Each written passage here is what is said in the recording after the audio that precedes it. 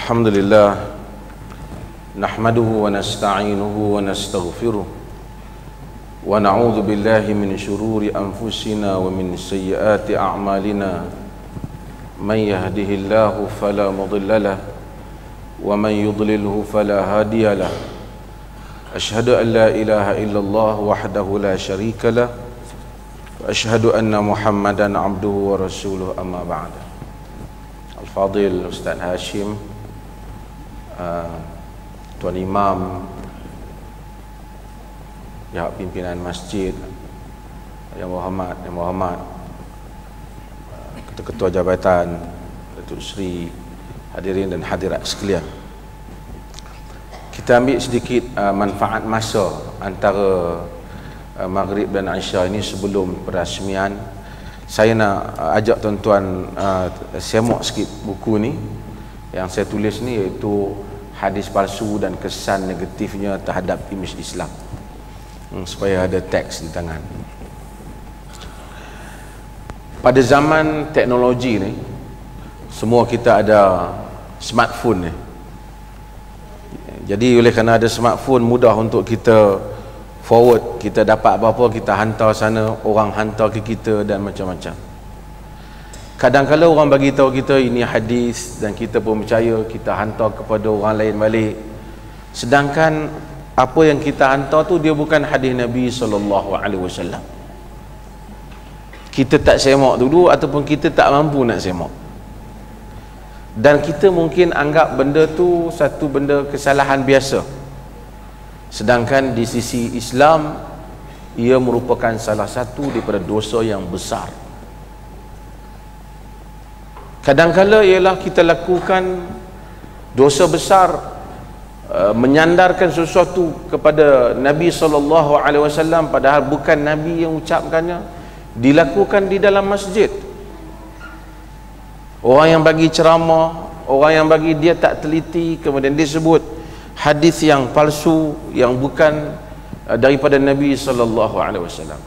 Apa maksud hadis palsu? Dah hadis pasti palsu pula. Maksud hadis palsu ialah hadis itu dia sebut dalam bahasa Arab maudhu' ataupun masnu'. Hadis maudhu', maksudnya benda ni direka, diada-adakan, diletak saja, dibuat. Nabi SAW tak pernah mengucapkannya. Kenapa perkara ni dilarang dalam agama? Sebelum kita baca dalil, kenapa dia dilarang? Ia dilarang kerana dalam kehidupan biasa ini pun kita tak boleh sandar kepada orang satu benda yang dia tak kata. Bapa kita tak kata, bos kita tak kata, kita sandar kepada dia. Adalah sesuatu yang dilarang. Bagaimana mungkin kita sandarkan sesuatu kepada Nabi SAW? Tentu perkara itu lebih dilarang, kerana Nabi ni kalau kita sandar perkataan kepada ayah kita, habis sangat yang terkena mungkin adik-beradik kita. Kepada bos pejabat kita yang mungkin terkena orang bawah dia ataupun nanya dia sendirilah. Tetapi Nabi ni dia satu pihak authority. Perkataan dia itu dianggap sebagai wahyu, ada nilai divine, dia ada unsur kewahyuan, bahkan wahyu apa yang dah disebut. Wa ma yantiqu 'anil hawa in huwa illa wahyun yuha. Wa ma yantiqu 'anil hawa in huwa illa wahyun yuha. Dia tidak bercakap menurut hawa nafsunya, melainkan wahyu yang diwahyukan kepadanya. Yakni apabila dia bercakap berhubung dengan urusan agama. Kedua, bila kita dusta pada Nabi, semua orang pakat tokok tambah, orang ni tokok tambah, orang ni tokok tambah, maka agama yang asal hilang. Daripada zaman Nabi sampai sekarang, kalau orang tokok tambah, kalau setahun kalau setahun dibenarkan, setiap orang nak tokok tambah. Akhirnya manusia akan beramal sesuatu yang dia sangka agama, ia bukan agama. Sebab itu ia dilarang. Bila kita tipu kepada orang yang kita sebenarnya tak tipu kepada ahli maksiat. Ahli maksiat bukan mau dengan hadis. Kita tipu kepada orang yang cintakan Islam. Dalam rekod antara pemalsu hadis ni yang banyak ialah golongan zuhad, dia panggil. Golongan zuhad ni ialah golongan yang mana mereka ni ahli ibadat. Bila mereka ahli ibadat, mereka rasa mereka nak galakkan orang lain buat ibadat juga, lalu mereka create, mereka fabricate, mereka buat hadis-hadis yang palsu yang mana Nabi SAW tak mengucapkan. Dia pun nak galakkan orang, tapi perbuatan itu salah. Mereka telah memalsukan agama, kerana cakap Nabi nilainya agama.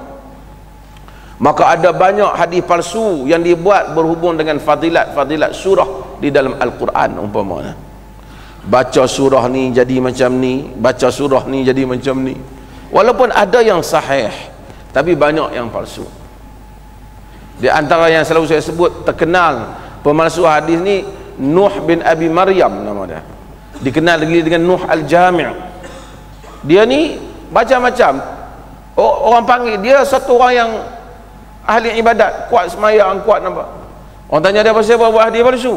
Dia kata, aku tengok ramai sangat orang duk minat baca sirah, malah baca Quran, maka aku buat hadis palsu berhubung dengan fadilat Quran. Fadilat surah tu, baca surah ni dapat ni, baca surah ni dapat ni. Maka para ulama bangun untuk menghadapi hal ini. Dan orang yang buat hadis palsu ni, dia macam rasa agama ni tak cukup lagi pada hak turun tu, tak cukup. Dia nak kena bagi mai perkemah. Sebab tu dilarang. Al-Quran dalam surah Al-An'am, Allah Subhanahu wa ta'ala sebut, faman azlamu mimman iftara 'ala Allahi kadhib. Faman azlamu mimman iftara 'ala Allahi kadhiba liyudilla an-nasi bighairi ilm. Siapa yang lebih zalim daripada orang yang buat reka dusta kepada Allah Subhanahu wa ta'ala supaya menyesatkan manusia tanpa ilmu. Dia reka, hak Tuhan tak kata, dia kata innallaha la yahdil qaumal zalimin. Tuhan kata Tuhan tidak akan memberi petunjuk kepada orang yang zalim. Sebab itu Nabi sebut dalam hadis, inna kadhiban alayya laisa ka kadhibin ala ahad, man kadzaba alayya muta'ammidan falyatabawa maq'adahu minan nar. Hadis ini mutawatir. Sesungguhnya bohong kepada aku tak sama dengan bohong kepada orang lain. Siapa yang bohong kepada aku, maka siap tempat duduk dia dalam api neraka. Bohong, kita bohong pada orang lain pun salah ya. Tapi bohong guna nama Nabi, siap tempat. Kita kata Nabi kata, Nabi tak kata. Ataupun kita buat ni, tak silap aku Nabi ada kata. Kalau kita silap, ataupun kadang-kadang orang lain bohong, kita tolong forward bohong tu. Pasal agama ini dia ada nilai. Dan kalau kita benarkan manusia bohong, mana lama-lama agama akan menjadi sendaan orang. Saya cerita tadi, ada wartawan tanya saya, macam mana sekarang orang ni punya minat agama ni, sampai kucing pun nak kena makan yang halal.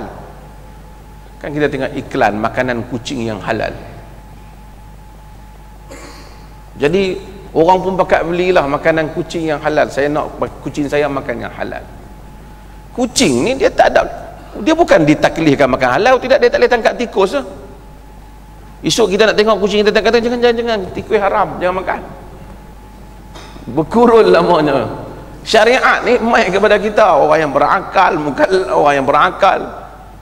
Ni syarat lagi baligh dah. Binatang tak kena syariat. Dia hantar pada manusia. Kalau binatang kena syariat sama dengan kita tak boleh sembelih dia, bunuh nyawa. Tapi orang, pasal apa orang pergi beli? Sebab orang rasa dia nak beragama, tapi dia tidak ada panduan. Dan orang peniaga mengambil kesempatan di atas semangat orang nak beragama. Itu yang orang jual ni, makan ni jadi bijak, makan ni jadi cerdik. Kononnya sebab tu kita tak bagi orang guna makanan sunnah, apa sunnah ni, dia saya sebut pada kesihatan ni. Kurma sunnah makan. Buah tin memang disebut dalam Quran. Minyak zaitun dan zaitun sendiri disebut dalam Quran. Habbatus sauda Nabi sebut dalam hadis. Kadar mana nak ambil, hadis tak beritahu, Quran tak beritahu. Ia kena rujuk kepada pakar. Fas'alu ahla dzikr in kuntum la ta'lamun. Tanya ahli yang mempunyai pengetahuan jika kamu tak tahu. Ambil habbatus sauda kena sepinggan macam tu, panas berdengung. Tak boleh kita kata, oi, ini sunnah. Sekarang orang jual makanan sunnah, dia campur habbatus sauda, minyak zaitun, dia campur madu, dia campur apa? Sunnah Nabi. Nabi tak pernah campur. Kemudian nak campur-campur ni bukan kena tanya ustaz. Ustaz dia mengaji bab kitab fiqh. Ini kena tanya saintis, kena tanya pakar. Tapi oleh kerana kita biarkan orang exploit agama, bakat makanlah orang Islam ni dengan harapan mungkin jadi cerdik lah otak dia. Makan saja tak cerdik. Saya selalu sebut Ibnu Abbas, Nabi doa kat dia supaya cerdik. Allahumma faqihhu fid din, Allahumma 'allimhul kitab. Allah faqihkan dia agama, alimkan dia kitab. Dia tak pandai dengan hanya duduk makan tu. Dia pergi menuntut ilmu seorang demi seorang di kalangan sahabat Nabi. Walaupun dia sepupu Nabi, ditunggu di pintu rumah mereka untuk mengambil hadis Nabi bila Nabi tak ada.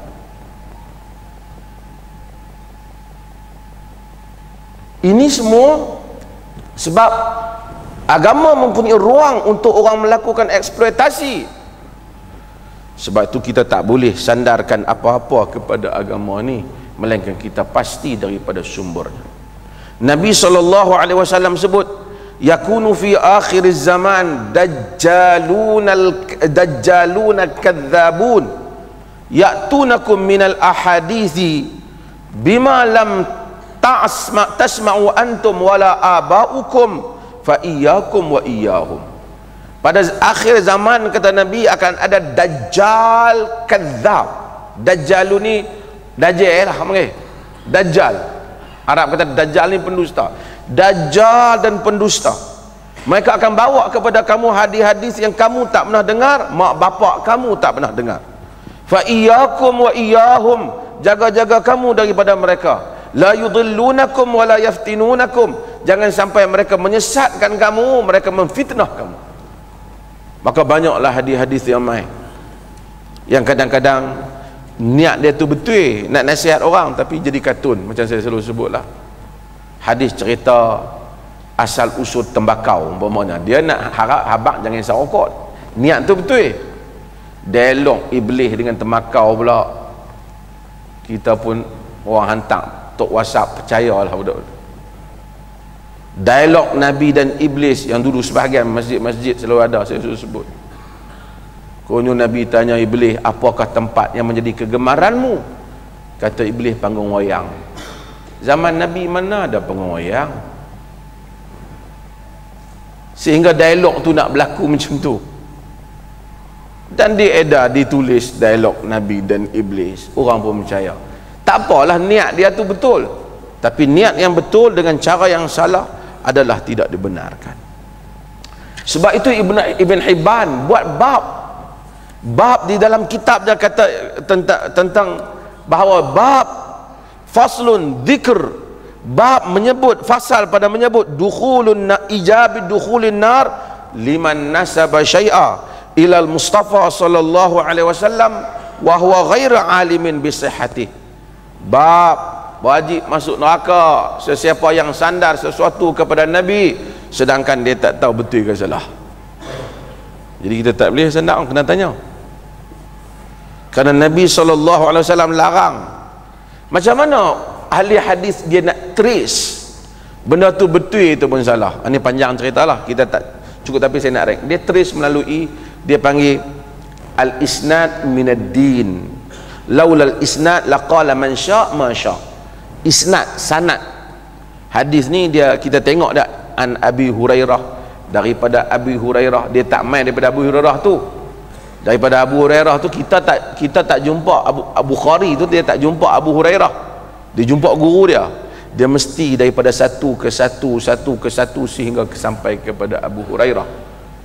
Dan kemudian setiap perawi tu hendaklah disemak latar belakangnya, zaman dia hidup, latar kepengembaraannya, kadar ingatannya jika dia meriwayatkan daripada ingatan, komentar orang-orang pada zaman dia mengenai dirinya, perbandingan riwayatnya dengan riwayat orang lain.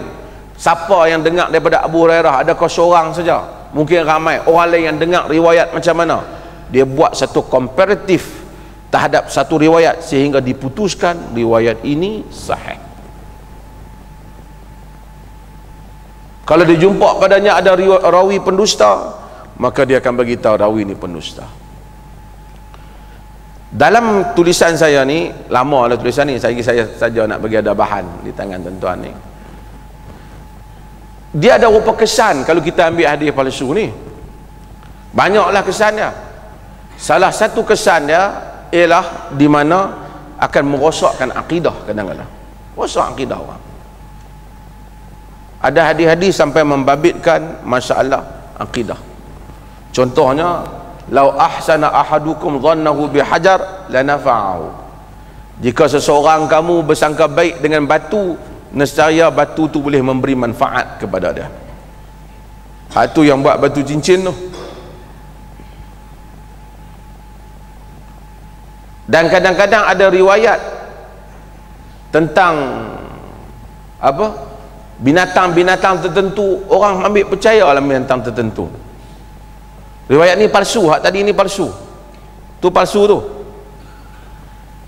Ibn Qayyim sebut contoh yang familiar lah dalam masyarakat Melayu, iaitu ayam putih. Dulu orang, Ibn Qayyim tak sebut tentang masyarakat, tentang orang Melayu lah. Ibn Qayyim sebut tentang hadis palsu ayam putih. Ad-dikul abyad sadiqi wa sadiqu sadiqi Jibril. Atau ayam putih ialah kawanku dan kawan kepada kawanku Jibril. Maka ada kepercayaan bahawasanya ayam putih ni dia ada kelebihan. Ni hadis palsu. Hadis ni, hadis palsu ni dia buat, orang yang buat hadis ni macam-macam. Kadang-kadang orang tu dia disebabkan dia peniaga, rumah dia ada ayam putih, dia buat ada ayam putih, dia senang pada Nabi SAW. Dia kalau jenis jual batu, dia sebut tentang batu, dia sandak kepada Nabi SAW. Maka sebab itu bahaya dengan hadis-hadis yang palsu yang seperti ini. Kadang-kala dia hilang kewibawaan agama, kewibawaan para Nabi. Ni banyaklah dalam contoh. Di Perlis ni dah lama tak dibenarkan ada buku di masjid, iaitu buku dia panggil Majmu'atus Syarif atau Majmu'us Syarif.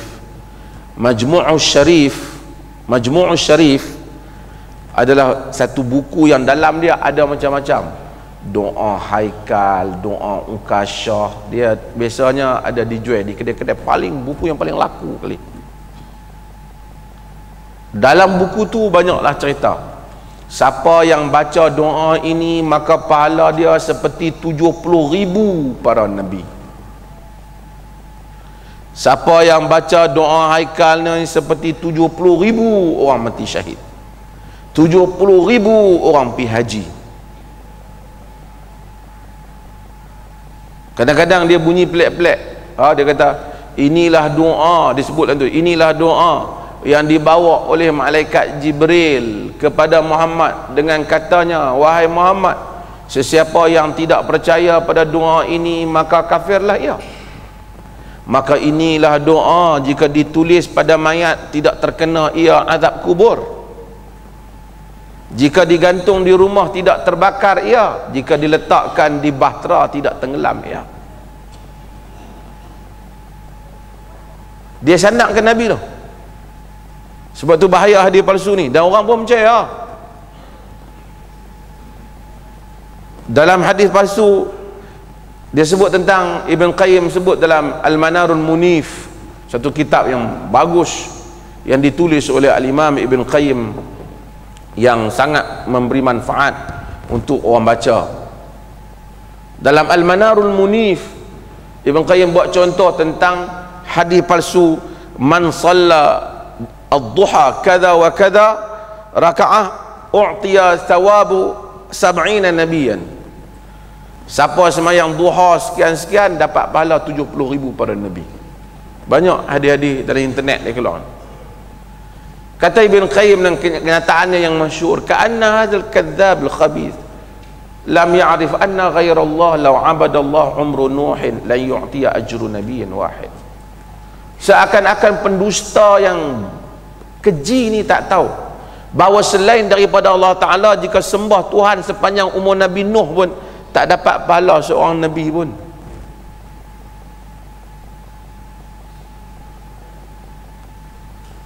Ni pahala 70, dia buat 2 rakaat 70,000 para Nabi. Dia kata tentu dah aku tak masuk neraka. Seorang Nabi pun tak masuk neraka, dah aku dah lebih daripada 70 Nabi ya. Bukan 70,000 Nabi. Sebahagian 70 Nabi, 70 Nabian, 70 Nabi. Dulu ada, kita duk komplain, zaman dulu kita komplain. Sekarang tuan-tuan tak tengok lah, dulu ada. Kalau semalam bulan yang tarawih tu, bulan puasa, dia akan ada fadilat malam pertama, malam kedua, malam ketiga sampai malam 30. Siapa semayang malam pertama dapat sekian, semayang malam ni dapat 40,000 para mati syahid. Ada semayang malam tertentu seperti pahala Nabi Allah Ibrahim. Dengan 8 rakaat ataupun 20 rakaat dah sampai Nabi Allah Ibrahim ni. Tu dia kata aku tak masuk neraka dah. Nabi Ibrahim tentu dah tak masuk. Tahun lepas semayang, tahun ni semayang 2 kali Nabi Ibrahim. Sebab itu bahaya.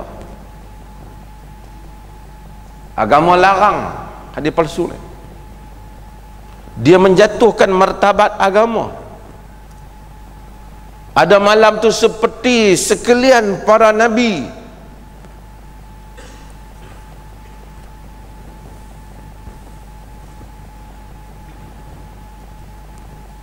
Sebab tu para ulama sebut, Ibnu Jauzi sebut, dia kata idza ra'aital hadis yubayinul ma'qul wa yukhaliful manqul wa yunaqidul usul fa'lam annahu hadithun mawdu'.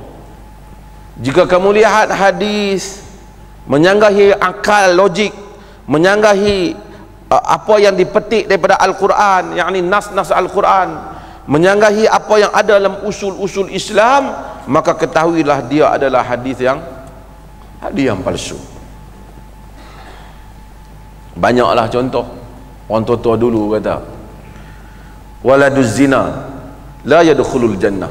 Anak zina tak masuk syurga.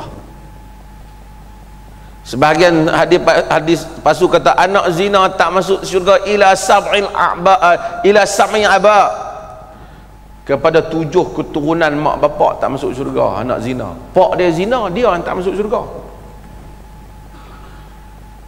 Hadis seperti ini tak mungkin jadi sahih.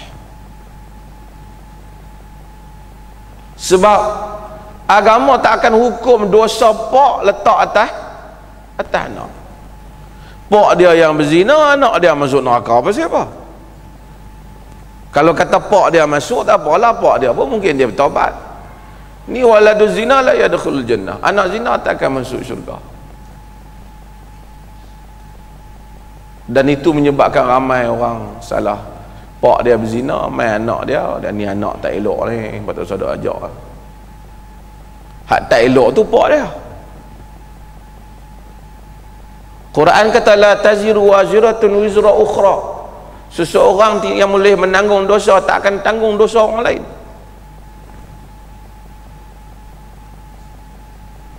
Dia against, dia bertentangan dengan prinsip agama.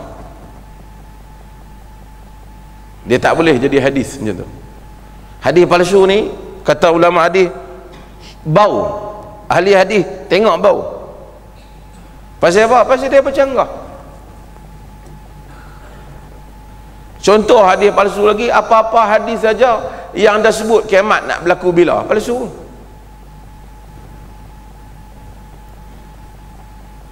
Sebab Quran kata yas'alunaka 'anis sa'ah ayyana mursaha qul innama 'ilmuha 'inda rabbi. Mereka tanya engkau wahai Muhammad, bila kiamat ni?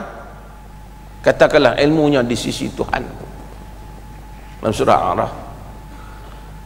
Mari Jibril, mari duduk tanya kepada Nabi SAW, mata sa'ah, kiamat bila?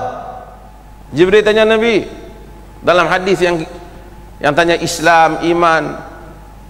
Nabi datang duduk pada fa asnada rukbatayhi ila rukbatayhi wa wada'a kaffayhi ala fakhizayhi. Dia mari, dia sandang lutut dia dengan lutut Nabi. Dia nak ajak orang macam mana cara berguru. Dia tanya antara yang dia tanya Nabi, mata sa'ah, kiamat bila? Kata Nabi, mal mas'ulu anha bi'a'lam minasya'il. Tidaklah orang yang kena tanya ni lebih tahu daripada orang yang bertanya. Aku dan hang, kita dua-dua tak tahu. Maksudnya Jibril pun tak tahu kiamat bila. Kalau ada hadis keluar mai pada tahun sekian-sekian akan berlaku kiamat, ada suara yang akan keluar daripada langit sekian-sekian pada hari Jumaat, pada bulan Rabiul Awal pada tahun, kita tahu dah, tak payah mai tanya orang berhadis sahih kata sahih tak sahih.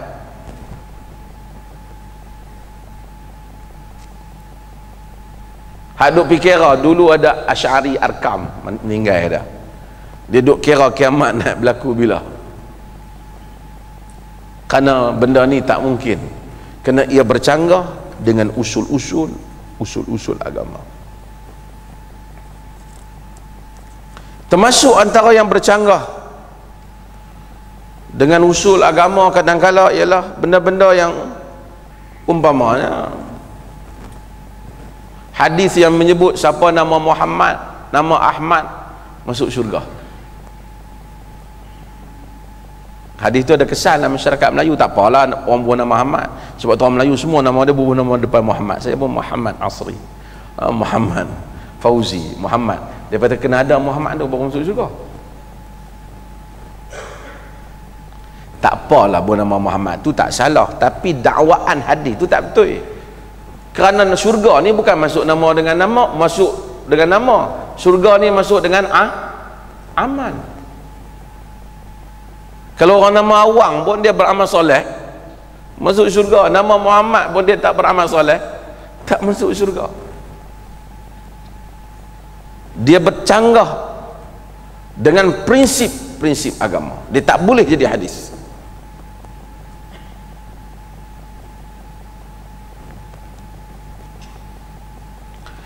Kadang-kadang dia bercanggah dengan benda yang hadis-hadis lain. Yang ni selalu saya sebut contoh ni. Dalam buku ni saya sebutlah. Contohnya ialah riwayat, bukan hadis lah, hadis palsu. Idza jama'a ahadukum zaujatahu aw jariyatahu fala yanzur ila farjiha fa inna dzalika yurisul ama. Apabila seseorang kamu menyetubuhi isteri ataupun jariah dia, hamba dia, jangan lihat kepada kemaluannya, kerana itu menyebabkan penyakit buta. Depa yang hadir kursus perkahwinan, selalu ustaz bagi kursus tu baca ni, ketak tak kira-kira kawan nak nikah tu. Ustaz kata tengok buta. Dia kata Nabi kata siapa yang menyetubuhi isteri jangan lihat pada kemaluannya, kerana itu menyebabkan buta. Riwayat ini disebut di dalam berbagai kitab, dan kesimpulannya ulama menyimpulkan ia adalah riwayat yang palsu. Mana mungkin hadis seperti ini, kerana ada riwayat lain. Bagaimana logik Allah membenarkan satu orang menyetubuhi, menggauli isteri dia, tiba-tiba melarang melihat tempat berkenaan? Quran sebut apa? Walladzina hum li furujihim hafizun illa ala azwajihim aw ma malakat aymanuhum fa innahum ghairu malumin. orang-orang yang menjaga kemaluan mereka kecuali kepada isteri-isteri mereka dan hamba-hamba yang mereka miliki. Yang demikian itu mereka tidak dicerca. Atha bin Abi Rabah, dia tanya Aisyah radhiyallahu anha. Dia tanya Aisyah, dia kata, bolehkah suami melihat kemaluan isteri, isteri melihat kemaluan suami? Aisyah tak kata lah, aku duduk tengok dulu. Aisyah tak kata lah macam tu, isteri Nabi dah. Tapi Aisyah jawab dalam bahasa yang lain. Kata Aisyah, kuntu aghtasilu ana wa Rasulullah sallallahu alaihi wasallam min ina'in baini wa bainah wahid fayubadiruni hatta aqula da'li da'li. Kata dia, sesungguhnya aku dulunya dengan Nabi kami mandi sekali. Aisyah jawab macam itulah, kami mandi sekali, satu bekas antara aku dengan dia. Kadang-kadang dia mendahului aku, yang ni dia cedok ayak banyak pada aku. Aku kata, tinggalkan sikit untuk aku, tinggalkan sikit untuk aku. Aisyah tak kata lah, memang duk tengok pun. Dia tak jawab lah macam tu. Tapi jawapan Aisyah ini memberi bukti bahawasanya bolehnya untuk suami melihat kemaluan isteri ataupun isteri melihat kemaluan suami. Dengan itu maka riwayat Habib kata siapa tengok jadi mata buta tu tak benar lah.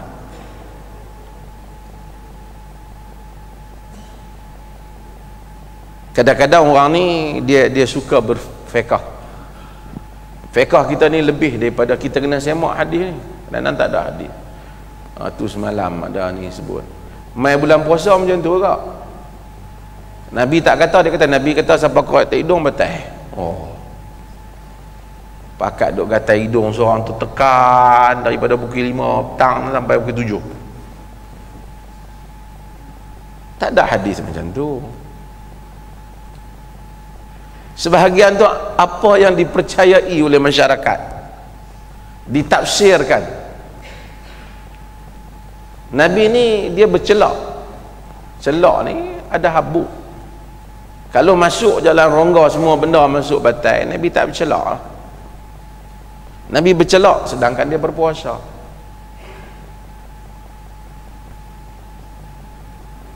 Jadi nak kena tengok hadis ni, hak sahih ni kena banding dengan riwayat-riwayat hadis yang kadang-kadang kita tengok, yang kita dengar, kita kena tahu hadis ni tak mungkin sebab ada hadis yang menyanggahi hadis dia. Tapi kalau kita bukan ahli hadis, kita pastikan daripada ahli hadis lah. Ni dalam polis, macam mana kita ambil statement orang, kita bandingkan kenyataan dia ni dengan kenyataan dalam satu kejadian, kita bandingkan kejadian sama, hak ni bagi kenyataan lain, hak ni bagi kenyataan lain. Kita nak kena tengok yang mana yang authentic, yang mana yang boleh diterima pakai. Kadang-kadang hadis yang palsu ni, bukan kadang, dalam banyak keadaan hadis palsu ni bagi nampak macam bodoh.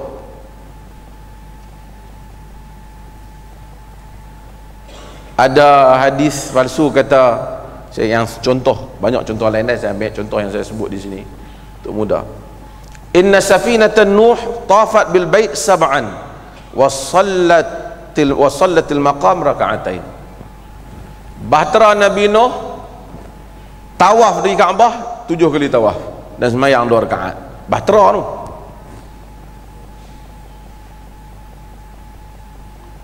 Maka orang pun, ini Imam Syafi'i herdik hadis ni. Yang ni dia kata apa? Dia mereka sendiri yang membuat hadis yang seperti ini. Macam mana bahtera Nabi Nuh pergi tawaf pula. Dan orang kita dia suka cerita-cerita ni. Sebahagian riwayat-riwayat ni dia mari melalui jalan yang saya sebut, yang kita selalu tahu, Israiliyat. Israiliyat ni dia asas cerita tu ada. Orang Islam, depa ni, orang Arab ni, asal depa bukan macam Bani Israel. Depa tak ada pengetahuan tentang kitab-kitab lama orang Arab. Bani Israel, Yahudi, dia ada pengetahuan sebab dia ada pengalaman, dia ada buku Taurat, dia ada Injil. Dan Yahudi dia, sebab itu apa-apa benda pelik-pelik orang Arab tanya Yahudi. Orang Arab ni pagan,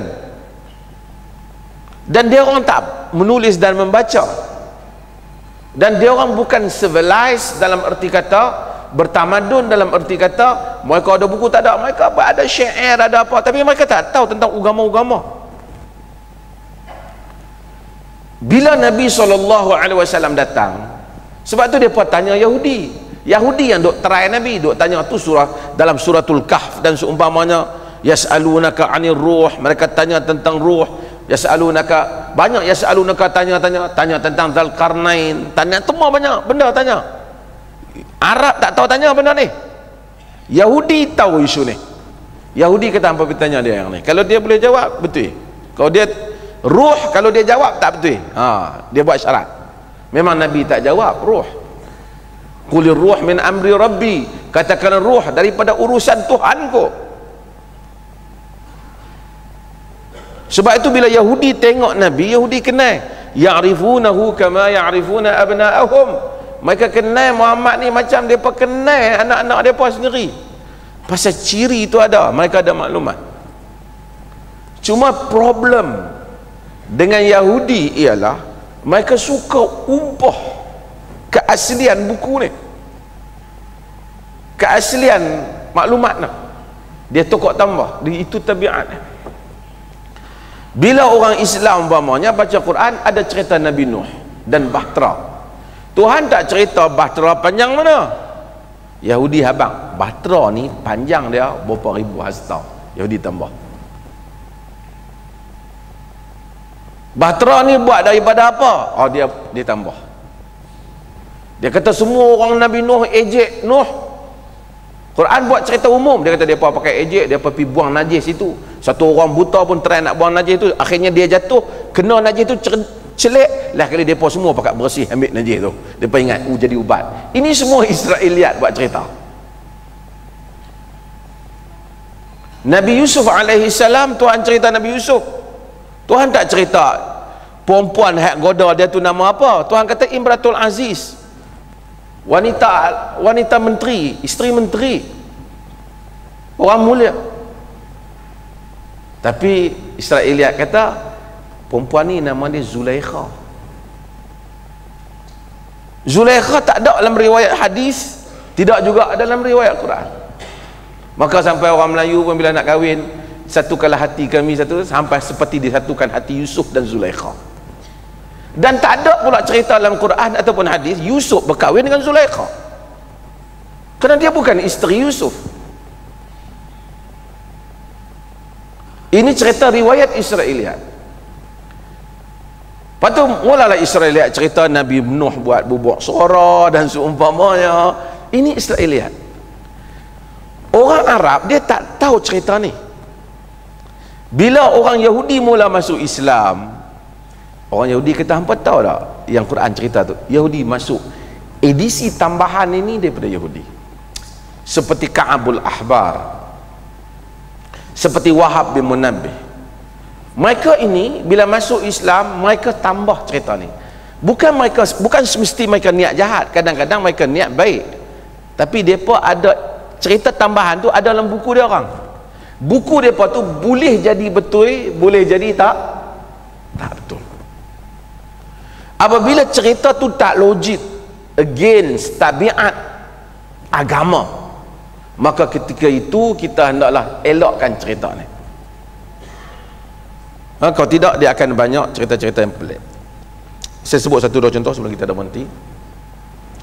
Kadang-kadang orang ni golongan peniaga. Peniaga, hadis yang terkenal lah, semua baru kampungan sunnah semua ni pakat baca, iaitu Al-Bazinjan syifa min kul Al-Bazinjan 5 ukilalah. Terung itu untuk apa yang dia dimakan. Pasal ada hadis yang sahih, Zamzam 5, ma'u Zamzam 5 syuribalah, air Zamzam untuk mengikut niat orang yang minum. Jadi Tokek Terung pun kata aku pun kena buat hadis macam ni juga. Jadi dia buat hadis tentang terung. Lalu ada orang beli terung, kemudian Tokek kacang,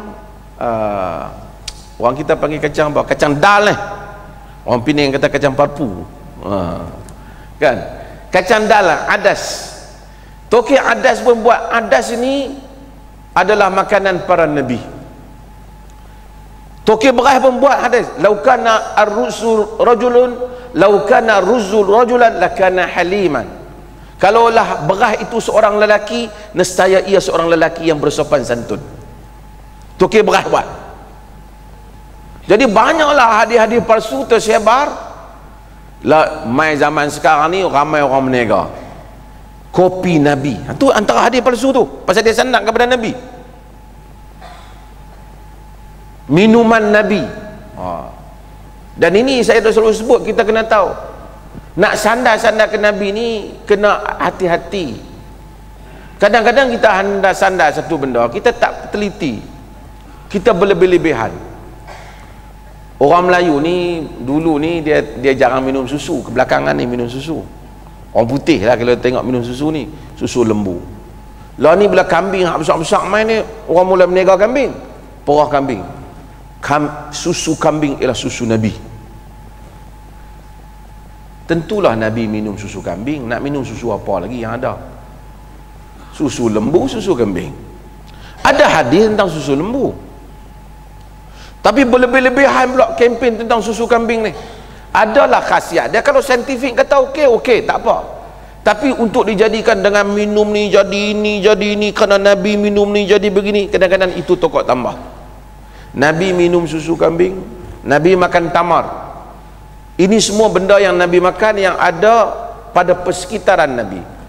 Mana yang Nabi sebut bagus, kita beriman dengannya, kita terima.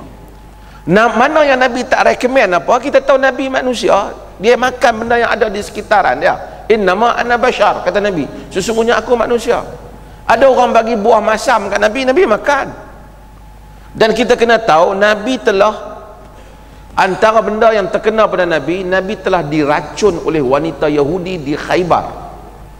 Sebab itu dalam riwayat sehingga ke akhir hayat Nabi, Nabi kata masih lagi terasa racun Khaybar itu di dalam urat nadi aku.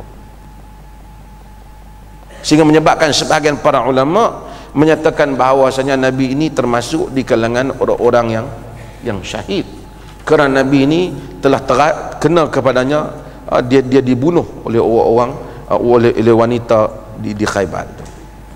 Last, banyak lagi bab ni, cuma tuan-tuan boleh baca sendirilah. Contoh, ada hadis yang selalu dibaca, bukan kata semua salah, tapi antara yang ada tu dalam buku Fadail A'mal. Buku tu banyak juga benda yang bagus, tapi saya ceritalah, bukan nak kata kat jamaah tabligh banyak juga yang bagus, tapi dalam buku tu dia ada nukil beberapa hadis. Antaranya hadis bahawasanya Abdul Rahman bin Auf masuk syurga lambat. Yadkhulunal jannata habwan. Abdul Rahman bin Auf masuk syurga merangkak. Sebabnya kerana Abdul Rahman bin Auf ni kaya. Oleh kerana dia kaya, maka dia harta banyak sangat, hisab kepada dia tu banyak, dia kena merangkak baru boleh masuk syurga. Pertama kita kena tahu Abdul Rahman bin Auf ni 10 yang dijamin masuk syurga. Segala harta dia telah bagi kepada perjuangan Nabi SAW. Dia kaya. Ahli-ahli sejarah Islam kata Abdul Rahman bin Auf ni boleh tukar batu jadi mah. Bukan dia tukar batu jadi mah, maksudnya ahli berniaga. Dia pergi Madinah, orang tahu apa, dia kata bagi kat aku meja berniaga lah. Dia kaya sat lah. Dia memang ahli perniagaan. Dia bukan tukar batu jadi emas tu, dia macam cerita The Alchemist tu kan. Dia maksudnya ahli perniagaan. Kalau orang Islam baca hadis Abdul Rahman bin Auf yang demikian punyalah berkorban kepada Nabi, masuk neraka, masuk syurga lewat merangkak disebabkan kerana dia terlalu kaya, Ertinya orang Islam hak lain tak boleh kaya dah. Orang Islam yang lain tak patut kaya. Kalau dia masuk merangkak, yang lain pasal menerap. Hadis yang seperti ini boleh menyebabkan memundurkan orang Islam.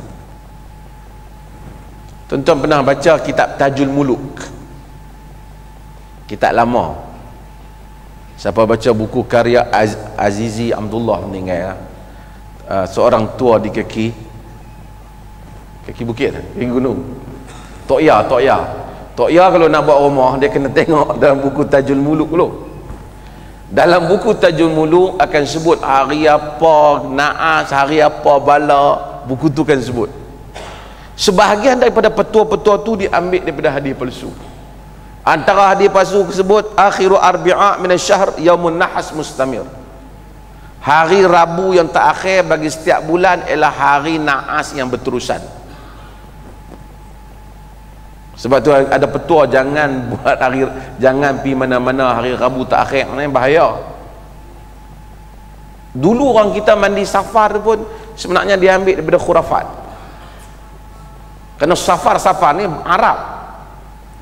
Sebab tu kalau kita tengok zaman dulu yang mandi safar tu tulis ayat apa semua di ayat tu, yang tulis tu ustaz je tolong tulis kat depa nak elakkan bala. Agama tentang karut marut yang seperti ini. Antara lain lagi riwayat yang menyebut man ahabba karimataihi fala yaktubanna ba'dal asr. Siapa yang sayang kat mata dia jangan tulis lepas asar. Mungkin dulu betul kot, tapi bukan hadis Nabi, petua. Tapi zaman lah setengah orang lepas asar jangan duk tulis apa dah, kelabu mata. Dan ini juga bukan hadis yang sahih daripada Nabi, bahkan ia termasuk hadis palsu. Antaranya lagi ialah banyak hadis-hadis palsu yang lain. Sebahagiannya hadis-hadis yang menetapkan tentang sembahyang raghaib, sembahyang pada bulan Rejab. Semua hadis yang menetapkan tentang sembahyang khusus pada hari-hari khusus tidak sahih daripada Nabi SAW. Kalau kita jumpa hadis kata sembahyang Rabu, sembahyang Khamis, sembahyang hari Isnin, semua hadis yang menetapkan tentang fadilat sembahyang mengikut hari tidak ada yang sahih. Ulama hadis buat banyaklah ketetapan untuk tahu, untuk mudah orang awam faham. Hari yang sembahyang tentu hari Jumaat lah, sembahyang Jumaat. Termasuk juga tidak ada hadis yang sahih yang menetapkan basuh tangan baca apa, basuh muka baca apa masa nak wudu, seperti yang disebut dalam sebahagian kitab. Bukan cerita lah, bukan nak ni, tapi sebahagian kitab-kitab orang Melayu baca ni ada sebut, tapi hadis-hadis ni tak sahih. Termasuk yang tidak sahih umpamanya hadis-hadis yang menyebut tentang fadilat memakai serban. Pakai serban tu tak salah pakai serban tu. Nabi pakai serban tak? Ada hadis Nabi pakai serban. Ada tak fadilat tentang pakai serban ni? Ta'ammamu fa inna al-malaikata ta'ammamat, berserbanlah kerana malaikat itu berserban. Hadis-hadis ni tak sahih. Terima kasih kemangkatan tunggu.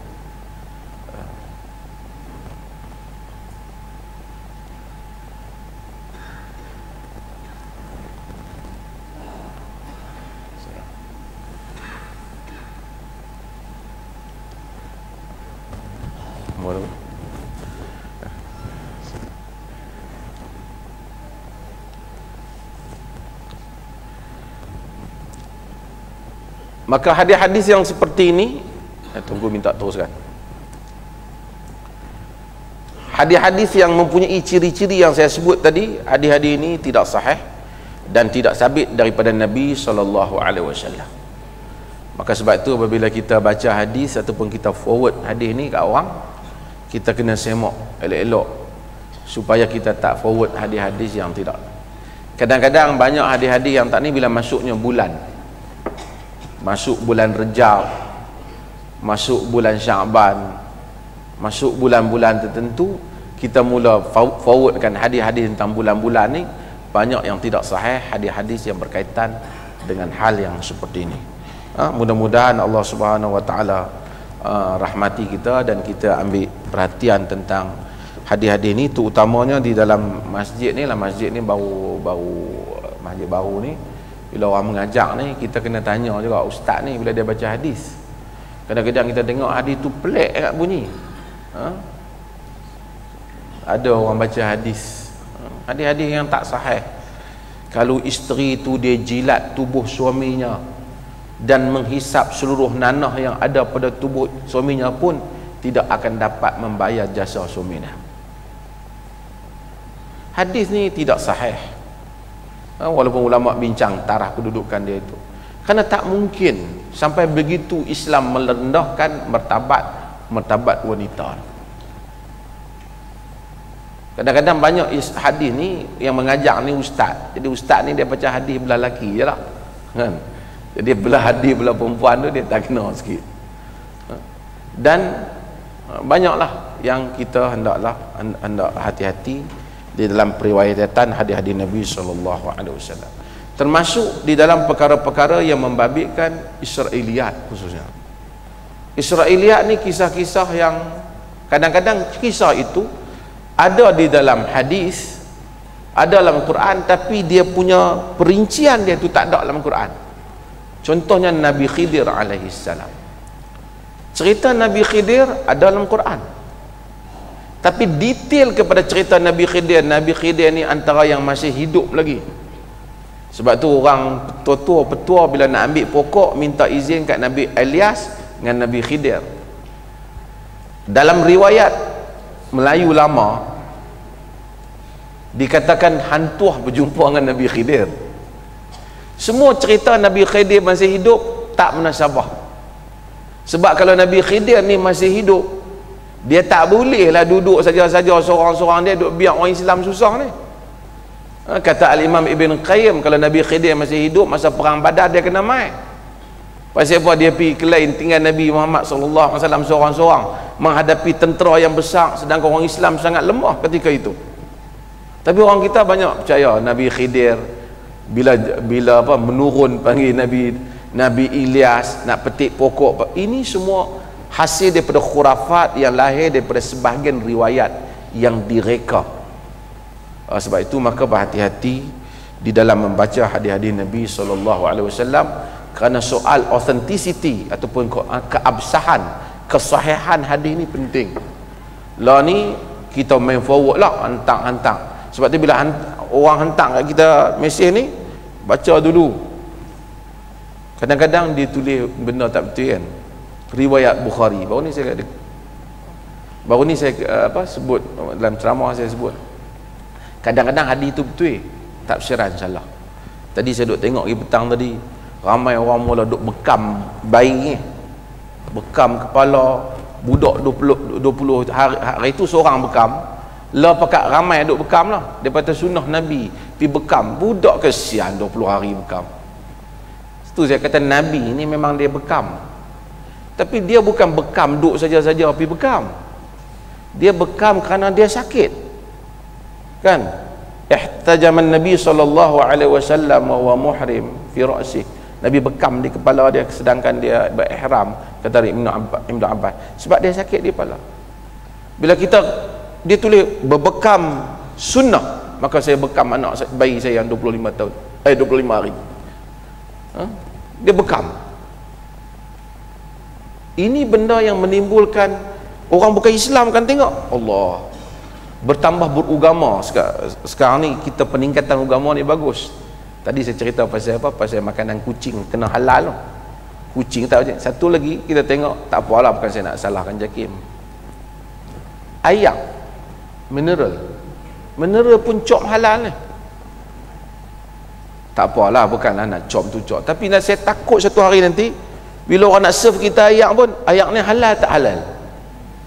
Ayat kosong ni. Sebab tu Nabi SAW dia tak sampai ke peringkat tu. Ada orang baru masuk Islam pada zaman Nabi, kabilah-kabilah ni baru masuk Islam, mereka bawa daging mari kepada Nabi dengan para sahabat. Sahabat tengok daging, sebab tu Rasulullah dia orang ni baru masuk Islam, dia tahu kan sembelih kan, risau kan. Nabi kata apa? Samullah wa kulu, bismillah, makan. Zahir dari Islam lah. Kita jangan tatabu' melebihi ajaran Nabi. Kita pergi rumah orang, assalamualaikum kawan kita hidang lauk, kita tak payah tanya dah ni, saya lah ni duk pergi masjid, duk mayang mau jadi kuat agama sikit, nak tanya ni gulai ni lembu dah sembelih tak? Oh kacau. Kawan kita Islam, kita tak tahu, aku pergi beli kat Lebai tu, dia Islam, hang tengok dia sembelih sendiri ke?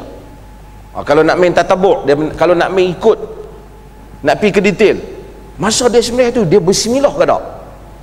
Tak ada benda yang tuan-tuan boleh hidup dalam dunia ni. Sebab tu Nabi tak bagi. Sebab tu Nabi kata iyyakum wal ghulu fid din fa innama ahlakal ladzina min qablikum al ghulu fid din. Jaga-jaga kamu jangan melampau dalam agama, kerana rosak orang sebelum daripada kamu melampau dalam agama. Nabi kata bila ni? Nabi kata bila Nabi suruh Ibnu Abbas pergi kutip anak-anak batu masa nak melontar jamrah. Tahu jamrah Aqabah, tuan pergi buat haji, lontar. Ibnu Abbas pergi kutip, dia pakai kutip kecil-kecil lah, sahabat kecil, dia hasa, dia kutip besar kacang kuda tu, tak kat tangan Nabi. Nabi kata kata besar ni lah, kata Nabi. Terus Nabi kata jangan kamu melampau dalam agama, kerana binasa orang sebelum kamu melampau dalam agama. Tengok kata nak melontang pergi ambil batu besar ni balin. So saya tu kata bukan kena kepala setan, kena kepala Pakistan kan, dia melontang kerana sebab kita nak beragama lebih daripada had Nabi. Sebab tu agama, hadis tadi dah pastikan yang sahih, kemudian pastikan interpretasi kita kepada hadis juga adalah sahih seperti mana yang diajar oleh Nabi. Menjunjung kasih duduk tunggu. Terima kasih tuan-tuan semua. Sekian. Assalamualaikum warahmatullahi wabarakatuh.